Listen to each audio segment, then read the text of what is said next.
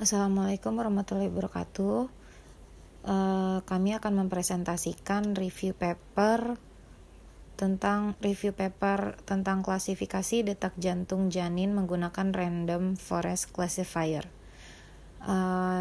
Nama-nama kelompok kami yang pertama adalah saya sendiri dengan NIM 046 Yumturfah Afifah Rosalia, lalu disusul dengan ada Buyung Habisa Zali dengan NIM 013, lalu ada Pradista Aprilia Winarno dengan NIM 015, dan ada Ardian Agusta dengan NIM 050, dan terakhir ada Irzan Fajari Nur Rahmadan dengan NIM 51. Oke, kita mulai. Saya sendiri akan menjelaskan pendahuluan. Di sini gawat janin atau fetal distress adalah suatu kondisi yang menandakan bahwa janin kekurangan oksigen selama masa kehamilan atau saat persalinan. Salah satu cara yang dapat dilakukan untuk mencegah terjadinya gawat janin adalah melakukan pemeriksaan kehamilan rutin ke dokter kandungan. Cara untuk memantau denyut jantung dan kontraksi rahim saat bayi berada di dalam kandungan adalah menggunakan suatu alat, yaitu kardiotokografi atau biasa disebut dengan CTG. Pemeriksaan detak jantung bayi ini secara tidak langsung juga dapat mengetahui bayi mendapat cukup oksigen dari plasenta atau tidak. Tujuan penelitian ini adalah membandingkan beberapa algoritma klasifikasi machine learning, yaitu klasifikasi SVM atau Support Vector Machine, ANN, Artificial Neural Network atau biasa disebut jaringan syaraf tiruan, pohon keputusan atau decision tree, dan random forest untuk memprediksi kondisi gawat janin. Penelitian ini bertujuan untuk memprediksi apakah janin dalam kondisi normal atau gawat berdasarkan nilai dari dua parameter, yaitu denyut jantung janin dan kontraksi uterus. Hal ini dapat mencegah kegagalan janin, karena ketika sudah diketahui janin dalam kondisi gawat, maka dokter kandungan bersama dengan bidan siap memberikan tindakan tepat untuk menolong janin dalam kandungan. Dataset ini diambil dari UCI Machine Learning dengan nama dataset kardiotokografi. Dataset ini terdiri dari pengukuran denyut jantung janin dan kontraksi uterus pada kardiotokogram yang diklasifikasikan oleh dokter spesialis kebidanan. 2126 kardiotogram janin secara otomatis diproses dan masing-masing fitur diagnostik diukur. CTG juga diklasifikasikan oleh 3 ahli kebidanan dan label klasifikasi konsensus yang ditugaskan untuk masing-masing. Klasifikasi keduanya sehubungan dengan pola morfologis A, B, C, sampai E, dan keadaan janin N, S, P. Oleh karena itu, dataset dapat digunakan baik untuk eksperimen 10 kelas atau 3 kelas. Karakteristik dataset ini adalah multivarian. Jumlah instansinya ada 2126, karakteristik atributnya real, jumlah atribut 23, tugas terkaitnya itu klasifikasi. Missing values tidak ada. Lalu ini adalah potongan datasetnya. Tetapi nanti penulis hanya menggunakan dari LB sampai NSP. Dan A sampai SUSP itu tidak digunakan. Dari dataset di atas didapatkan beberapa informasi dari atribut yang bisa saya jelaskan di sini. Ada LB yaitu FHR gasoline beats per minute. Lalu ada AC yaitu acceleration per second, FM atau fetal movement per second, UC uterine contraction per second, DL light declaration per second, DS severe declaration per second, DP prolonged declaration per second. Lalu ada ASTV percentage of time with abnormal short term variability, MSTV mean value of short term variability, ALTV percentage of time with abnormal long-term variability, MLTV mean value of long-term variability, width of FHR histogram, mean yaitu minimum of FHR histogram, max yaitu maximum of FHR histogram, and max yaitu histogram peaks and zeros is histogram zeros, mode is histogram mode, mean itu histogram mean, median itu histogram medians, variance histogram variance, tendency histogram tendency, class FR pattern class nodes 1 to 10, NSP yaitu fetal state class code, and for normal as suspect for pathology.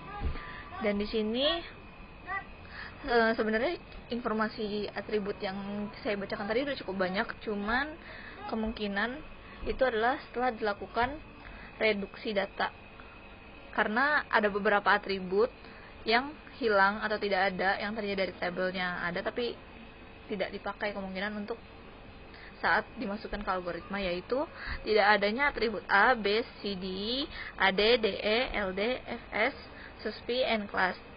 Lalu kelompok kami berencana untuk menentukan langkah preproses seperti mencoba melakukan normalisasi data, penghilangan redundan data untuk tugas besar nantinya, dan rescaling data.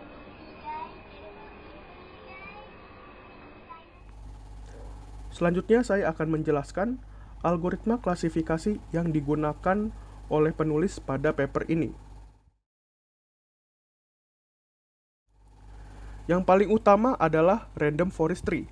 Random Forest Classifier adalah suatu algoritma yang digunakan pada klasifikasi data dalam jumlah yang besar. Klasifikasi random forest dilakukan melalui penghubungan pohon dan tree dengan melakukan training pada sampel data yang dimiliki. Tak hanya itu, penulis juga membandingkan ketiga algoritma lainnya. Yang pertama yaitu adalah Support Vector Machine atau SVM, adalah penggolong yang digunakan untuk mencari hyperplane terbaik dengan memaksimalkan jarak antar kelas.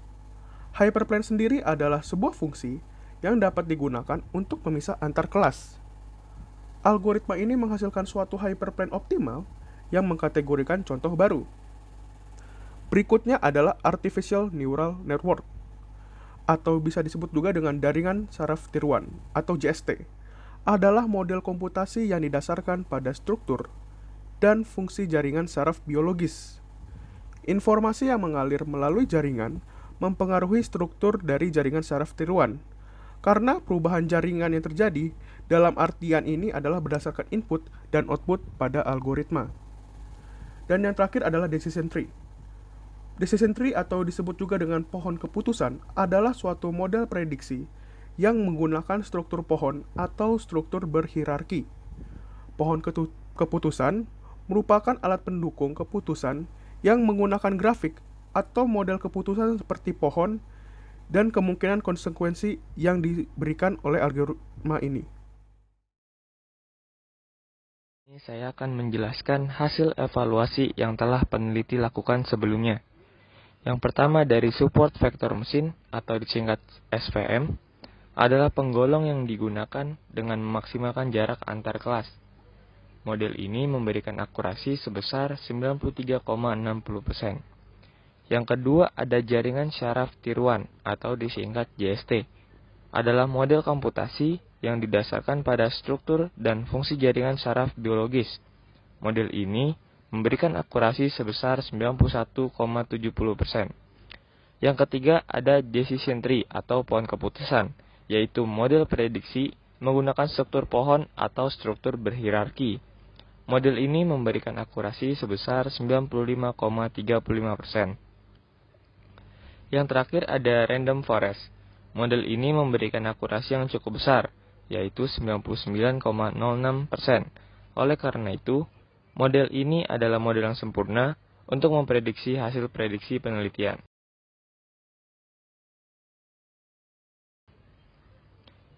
Kesimpulan pada jurnal penelitian yang kami ulas ini, dinyatakan bahwa penggunaan model Random Forest Classification mempunyai nilai akurasi 99,06% yang merupakan terbaik dibanding 3 model lainnya, yaitu SVM, JST, dan Decision Tree. Hal ini menjadikan model Random Forest adalah solusi terbaik untuk pemecahan masalah ini. Penutup dan saran. Jurnal penelitian yang kami ulas ini memiliki beberapa kekurangan, seperti judul jurnal yang menyatakan bahwa menggunakan algoritma klasifikasi random forest nyatanya tidak menjelaskan langkah dan perhitungan untuk mendapatkan hasil prediksi dari algoritma model yang telah ditentukan. Kami menyarankan jurnal menjelaskan perhitungan dari algoritma tersebut secara rinci, tentunya karena algoritma tersebut yang menjadi algoritma utama dari penelitian ini. Penulis juga hanya menjabarkan definisi, metode klasifikasi yang digunakan, serta hasil akhir perhitungan. Penjelasan perhitungan tiap model klasifikasi yang digunakan kurang jelas, sehingga pada jurnal ini hasil prediksi langsung diberikan, tanpa proses maupun langkah untuk mendapatkan hasil tersebut. Serta kurangnya penjelasan keuntungan dan kekurangan tiap metode klasifikasi yang digunakan. Kami menyarankan penulis untuk menjelaskan tiap metode klasifikasi yang digunakan. Ide tambahan. Paper ini hanya menggunakan 4 algoritma klasifikasi, yaitu decision tree, support vector machine, artificial neural network, dan random forestry.